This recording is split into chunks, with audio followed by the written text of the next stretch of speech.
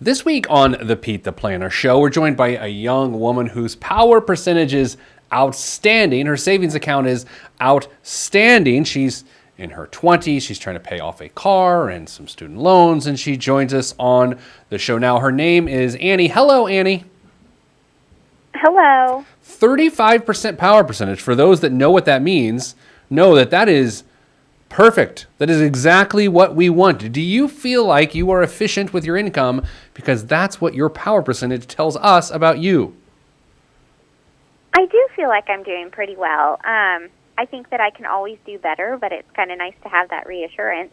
Let me just go ahead and make a guess. I don't know this to be true, but based on what you just said about the way I just complimented you, you are from the Midwest. Is this correct? Yes. See? Absolutely. Total downplay of an amazing job. That's a very Midwestern move. Way to go. All right, so tell us about your situation. You are how old? You make how much? What's going on? Let us know. Sure. So I'm 27 years old, and I've been in the workforce since I graduated from college at 23. I make $40,000. I just got a raise, actually, while signing up for this podcast. Nice. A 3% raise, which is, I feel like, fairly standard year by year. I came out of school with a few student loans. It was less than I made, which I always heard that if you have less student loans than the money that you make right out of school, that you're going to be fine, which I felt like has been pretty good. But since then, I've been working really hard to pay those off at a speedy rate. I've been paying more than my minimum payment just to make sure that whenever I'm done paying those off, it feels like a nice little chunk of change left in my pocket. When will those be paid off? Do you know? I'm guessing in about 3 years. Okay, how much? I'm hoping before I'm 30. How much is left over? I have $14,000. And you're paying about $500 a month or so?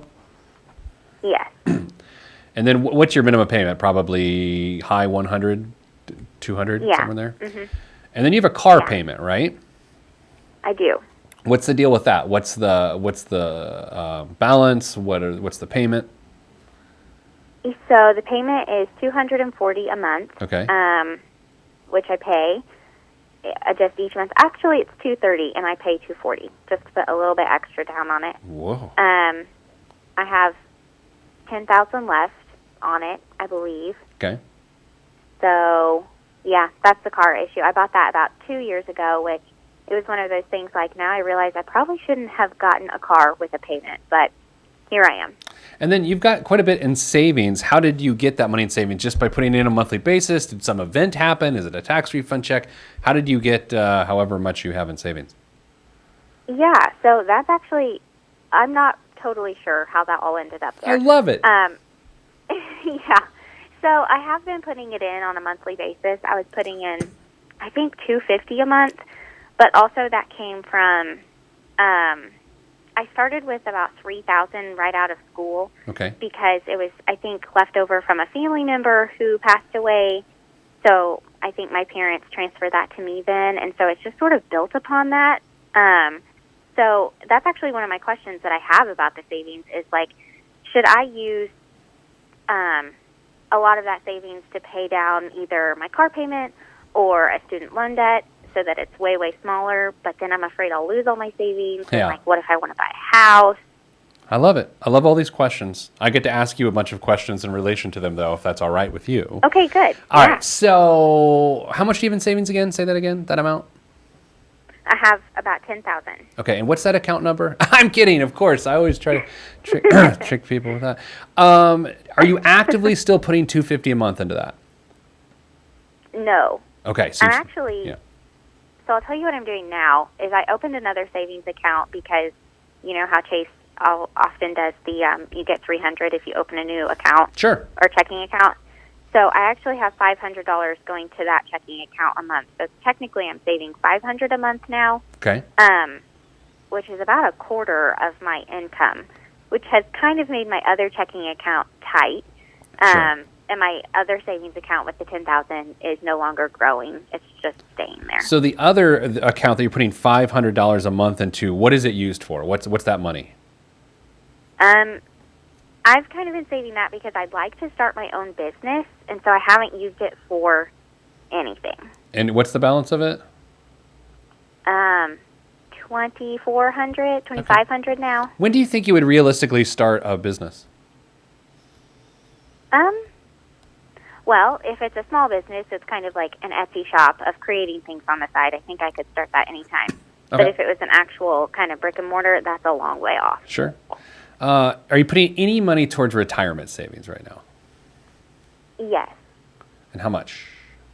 5% of my income each paycheck. So $2,000 a think that- year. yeah. And then are they matching? Is your employer matching? Yes. And about how much? Do you know? Also 5%. Oh, excellent. See, that's wonderful. Four grand a year going. You are doing an amazing job with your income. So let's stop and recognize and enjoy that moment. You are doing it exactly like I wish everyone did it. What is your guilty pleasure? What do you spend money on that you feel bad about, or you don't feel bad about, but it's your great vice? What is that thing? I do love to shop. I just always feel guilty when I go shopping because Yeah. I'm like, I don't need to spend money on clothes. Do you want to? Okay, now this is an important question. Do you want to not feel guilty, or are you okay with that guilty feeling? I want to not feel guilty. Okay. So you've built up a heck of a base of your financial life. I think being out of student loan debt by the age of 30 is an amazing goal. I think what I want to work on today is how best to use your income to get out of debt faster without draining your savings. Does that sound like a fair plan? That would be great. Okay. So I feel like right now with $500 a month going towards the new savings account, like what are we going to call this thing? Can we call it the Etsy account? I don't know what we're going to call it. We got to call it something. Yeah. Okay, Etsy account. That money may better be used to go towards your student loan debt to get out of student loan debt faster, especially if you don't plan on using any of that savings, the Etsy out of the Etsy account within the next year and a half. Now, if you had plans to use $5,000, of course, $2,500 is there, but if there were $5,000 in there in the next 6 months and you wanted to use that, then this is a different story. But I think we can get you completely out of student loan debt in like a year and a half, maybe a year and 3 months. And then you'll have $1,000 a month to do whatever you want with. Mm-hmm. Is there a reason why you wouldn't take the $500 a month going into the Etsy account and just pay on your student loans $1,000 a month right now and be completely done with it in 14 months?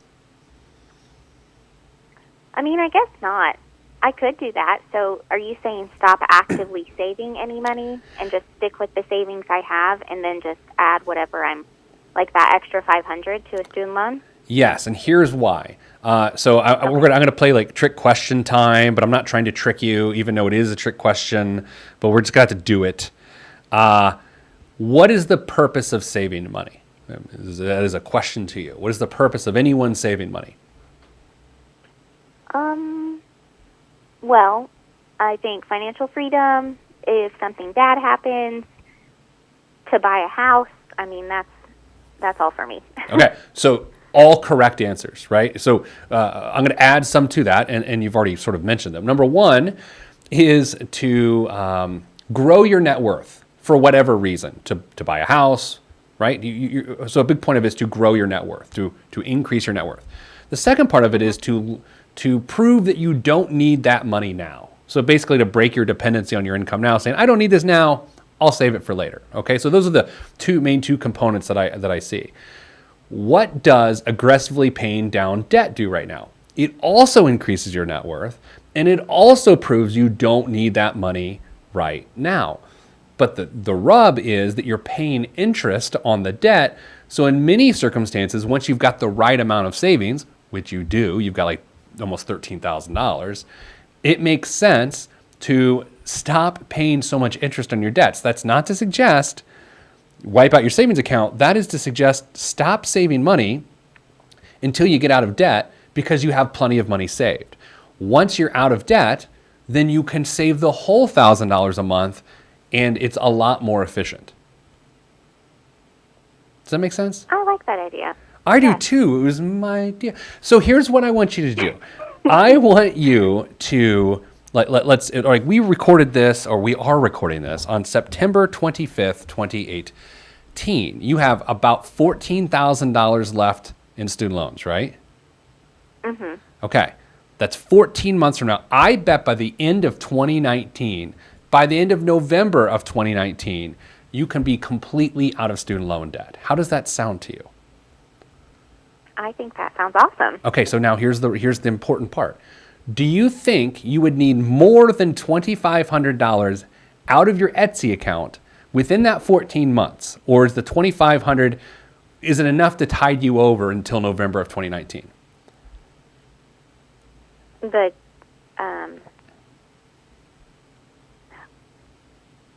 oh, you're saying not use the current $2,400, but just whatever $500 coming sooner. Yeah, no, I guess I'm saying, so right now you have $2,400 in this Etsy account, right? What's what we're calling it? Is that right? Am I making that? Uh-huh. Okay. Sure. Yeah. What I'm asking is there any chance in the next 14 months that you need more than $2,400 for small business purposes? Or do you think $2,400 over the next 14 months is enough to get done whatever you need to get done?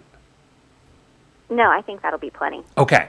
So that's why I think we stop paying attention to that account and just use all those deposits going there, shift it to the student loan. Now, the other thing you could arguably do, but this complicates it a little bit, you could aggressively pay off your car loan instead, because then you would get that $1,200, or pardon me, the $200 and whatever that you're paying a month, plus the $1,000 additional you're paying, and then you could lump that towards the student loan. But I'd rather you just get out of student loan debt, frankly.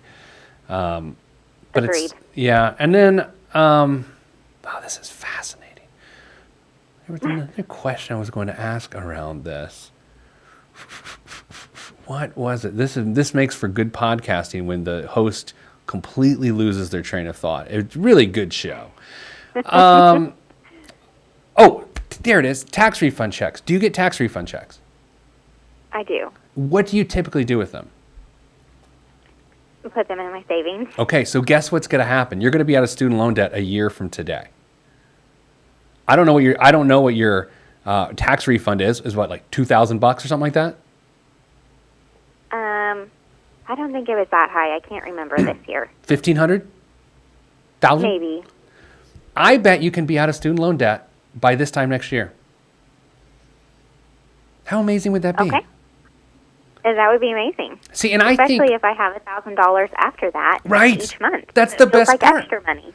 Now, I think someone that's driven like you, because you seem like what do they call high achiever? You get stuff done, right? I mean, you probably got really good grades. You were very active. Like this is who you are. Is this correct?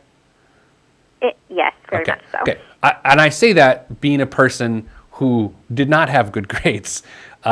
And was not a high achiever for quite some time in my life. But I bring this up because I think if you actually set a date, like circle it on the calendar and push it up a little bit so that it's not November of 2019, but it is September 25th of 2019, I think it'll force your behavior in July and August of 2019, and it'll force you to get out of debt sooner. And I think that's what someone like you can really thrive in, because you're an achiever. You set a goal, you hit it, and then you move on and better your life beyond that. And I think that could be a really interesting way for someone like you, Annie, to live your financial life for the next 40 years, is to consistently push yourself with goals and then achieve them and then set a new goal. Does that make sense? It does. That doesn't work for everyone, by the way. If you're listening right now, and it may work for you if you're not a high achiever, maybe it can turn you into a high achiever, but I'll tell you this, if you are a high achiever who is good at stuff, and of course you humbly won't admit that, but you are just good at stuff, you get stuff done, use this technique because it will make your financial life amazing. And Annie, as you were about to learn, your power percentage is 35% right now, which that accounts for paying off debt. Just imagine next year at this time when an entire power percentage goes to build assets, not just get rid of debt. It's a beautiful thing.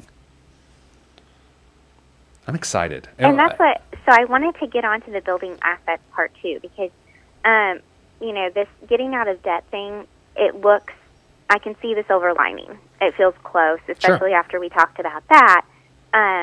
So now I'm trying to think about, adding more to retirement, things like that afterwards, buying a house, like you said, building assets.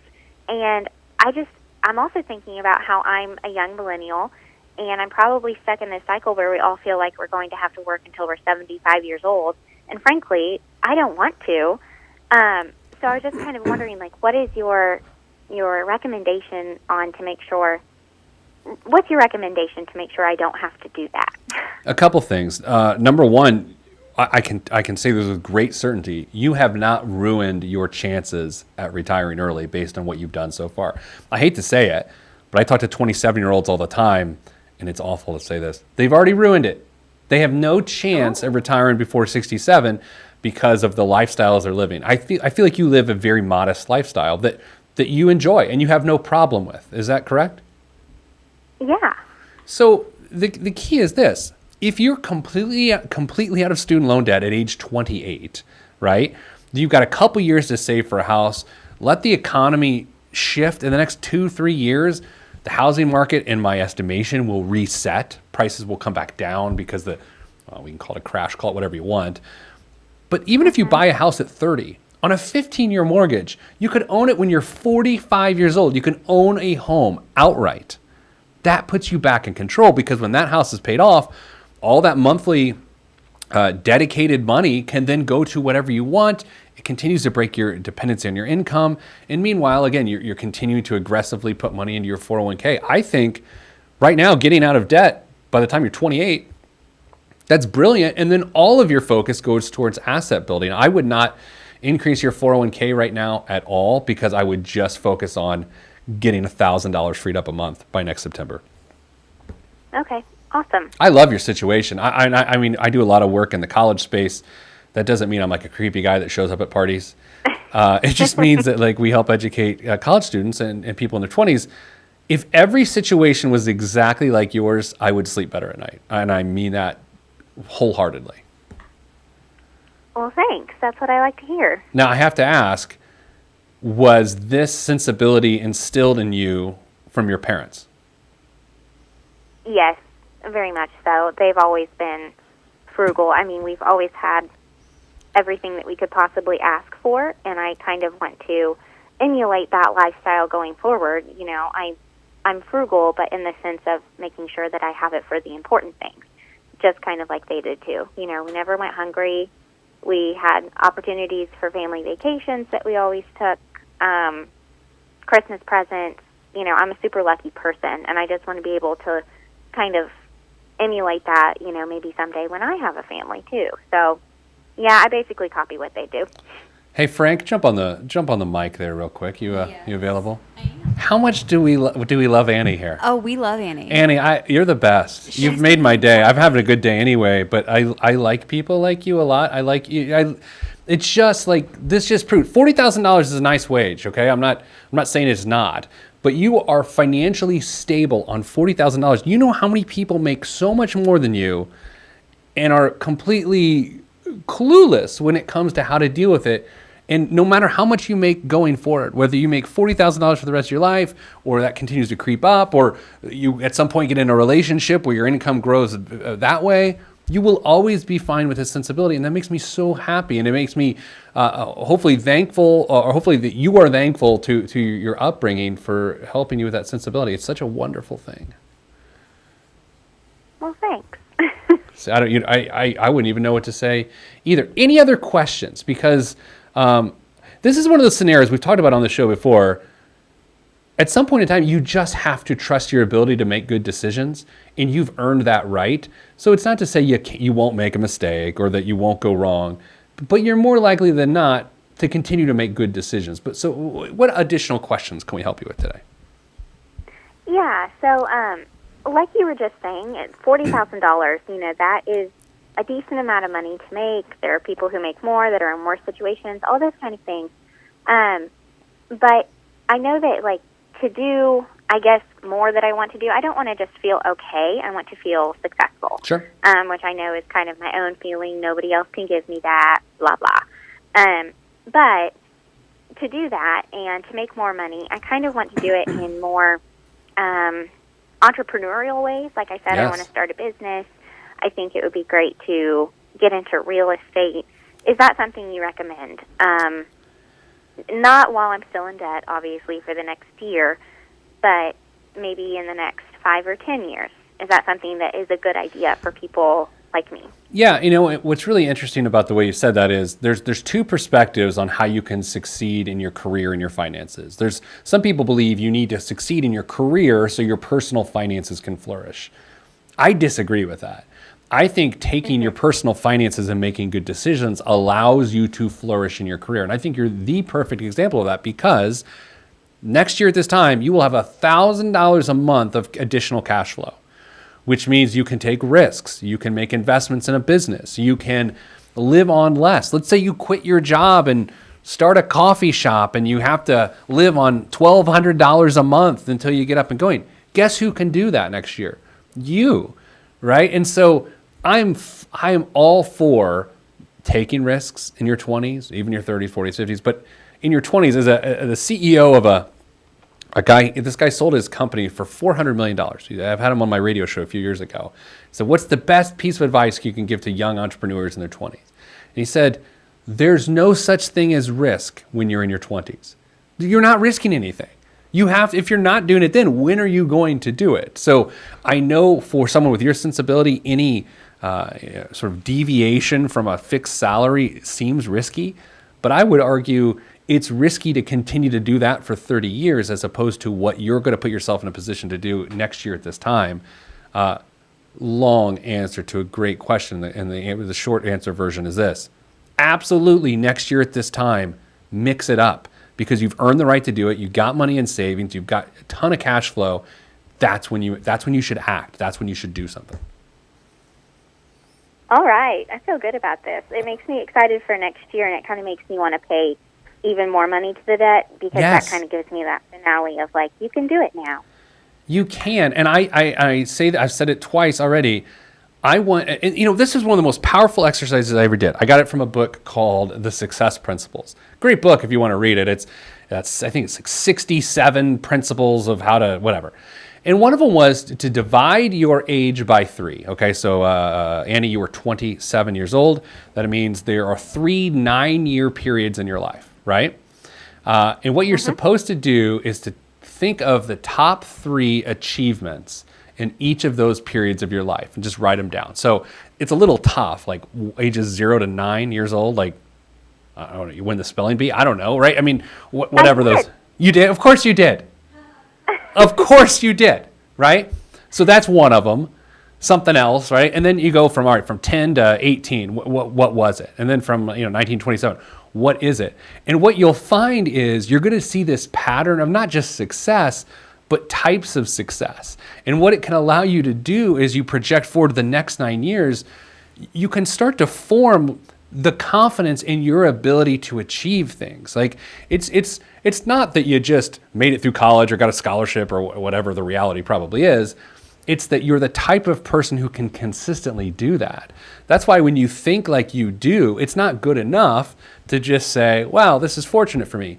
No, you have to harness those wins to project what the next wins are going to be. I feel like I'm Tony Robbins and I just gave you this big pep talk, but does that make sense? It does, yeah. I mean, that was my favorite exercise I've ever done. Like, I think I did it when I was like 36 or something like that. And so you just kind of go through, and it's weird how all of your best moments throughout your entire life, there's a weird pattern to them, depending on who you are, right?